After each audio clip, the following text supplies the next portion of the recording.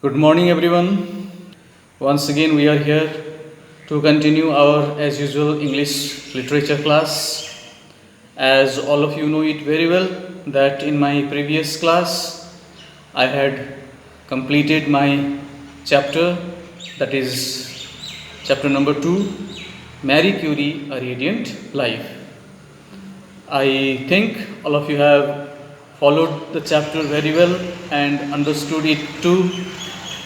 Now, I would like to tell those students, those who have not followed the chapter properly, have not gone through it, the videos which was provided last week as well as previous to that week, you are all supposed to follow all the videos so that it will be easier enough for you whenever any tests will be taken or any such type of questions, those it will be asked to you to answer it.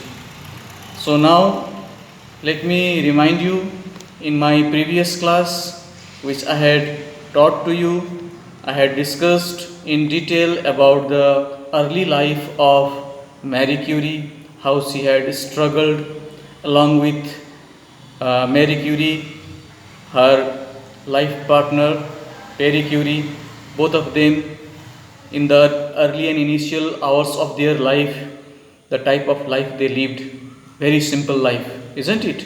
Ordinary life that they preferred to live. They did not like to have such type of any luxuries for themselves. Even Prairie's father, once when he had offered certain furnitures for their home, even such furnitures were also, it was denied by Mary as well as Prairie, both of them. Later on, both of them worked very hard. They were very dedicated to their subjects of their choice. They were very hardworking.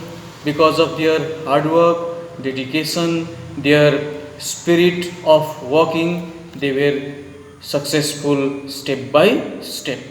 In this way, we had come to know and realize within a very short period of time, both of the husband and wife, Marie Curie as well as Pierre Curie, were able to discover the polonium, isn't it? In a very short period of time in their life. In December of the same year of 1898, they were also successful to discover another new chemical element which they like to name it as radium. I think you have all followed it well and understood it too in my previous class itself when I had explained this all with you.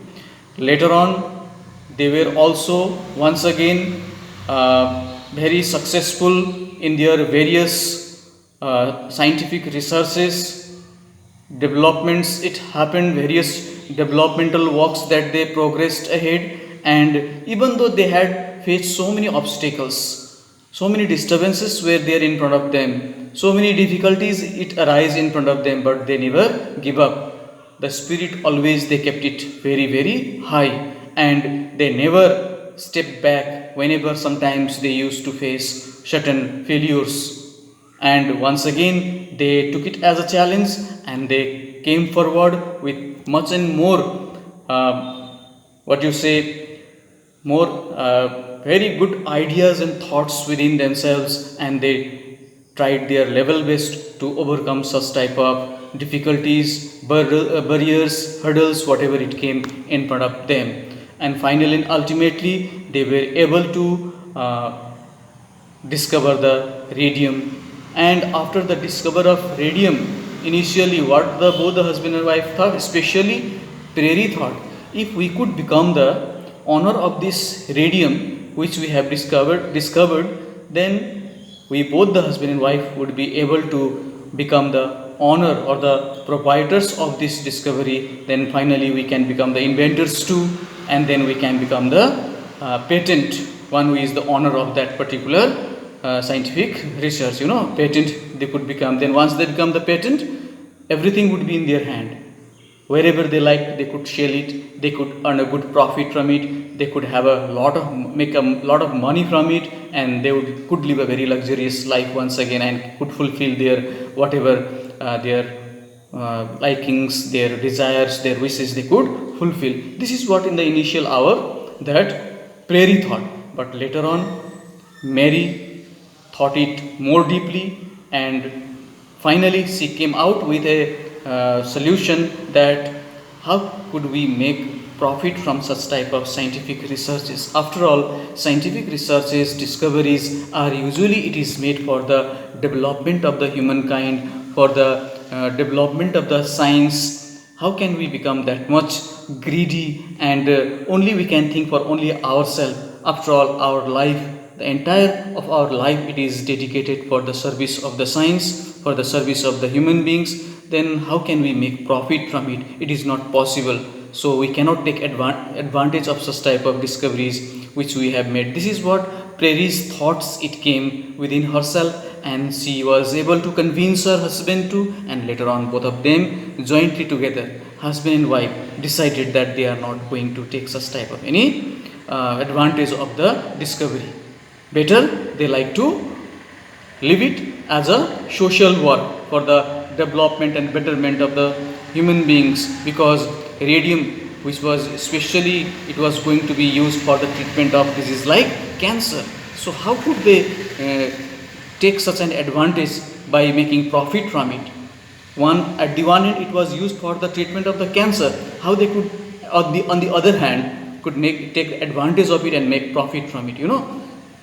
That is what Mary, she was not feeling quite good enough to take advantage of it. That is why she denied, and then husband also supported to her. So both of them were happy. So once again they started to live their as usual normal life. All these things we had already discussed in our previous class. Those who had missed, for them I am revising it once again in a brief. Okay. So you see, in the year 1903, the Science Academy Stockholm announced Nobel Prize. Now here, because of her hard work, her contribution, her achievements, whatever she had made, she was awarded the Nobel Prize. Along with her, some more other people were also awarded, like Henry Becquerel, Monsieur, isn't it? They were also awarded the Nobel Prize for the same.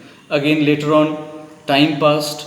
Okay, so as you know it very well, with the passage of the time, some more achievements, some more developments, some more discoveries were done by both the husband and wife. And later on, when the Nobel Prize was given to Marie Curie, along with the Nobel Prize, a certain amount of money, a monetary prize was also there for them. Like it was almost 1,000 gold francs, 70,000 gold francs. I'm sorry, it was 70,000 gold francs. It meant a lot in that time, in those days. Okay, with this money, both the husband and wife, they thought, why not we will pay some of the loans which they had taken in the earlier times. Prairie also had to pay loans to his brother. Mary also had to pay loans to her sister.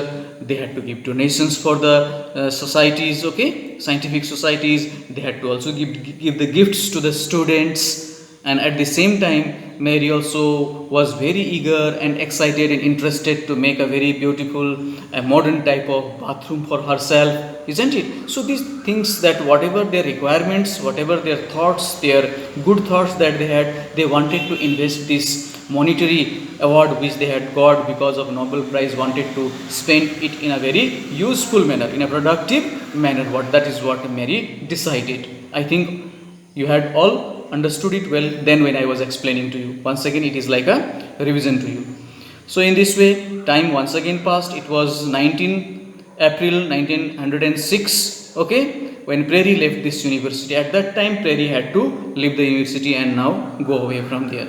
He was earlier working in that university. Now he had to leave the university and go in this manner. In those times, because of certain problems, because of certain accidental faults, Prairie had to lose his life. Now Prairie passed away from this world.